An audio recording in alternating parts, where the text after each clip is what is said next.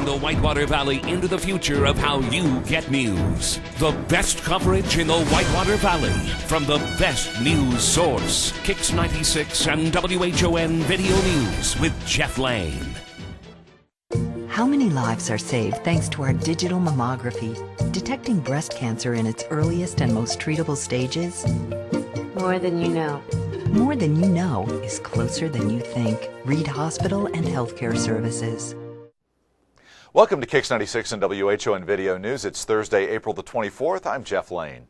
More now on the sale of Bain & Associates. That employment firm's leader, Dave Bain, recently sold the Richmond operation in the wake of an investigation by the Richmond Human Rights Commission and the publicity that followed.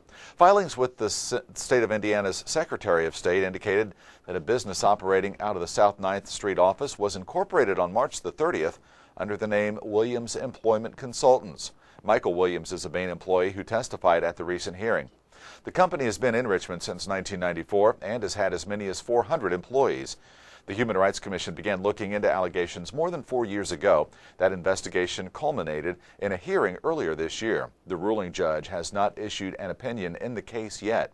A $20 million lawsuit was filed by Bain shortly after the hearing ended.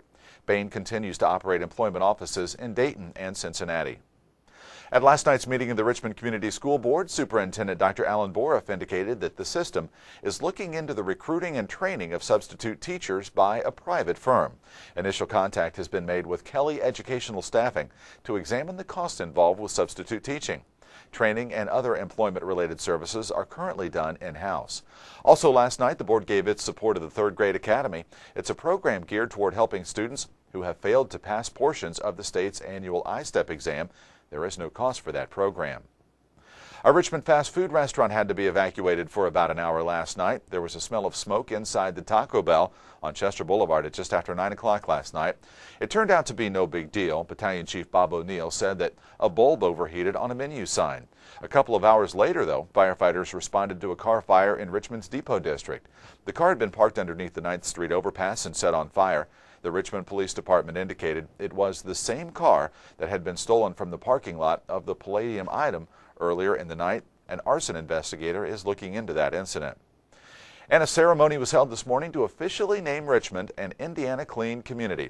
Richmond Mayor Sally Hutton said that the city was one of 7 across the state to receive that designation.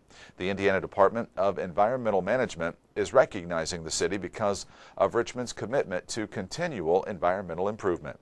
This has been Kicks 96 and WHON Video News. I'm Jeff Lane. Have a great day. Leading the Whitewater Valley into the future of how you get news. The best coverage in the Whitewater Valley from the best news source. Kicks 96 and WHON Video News with Jeff Lane.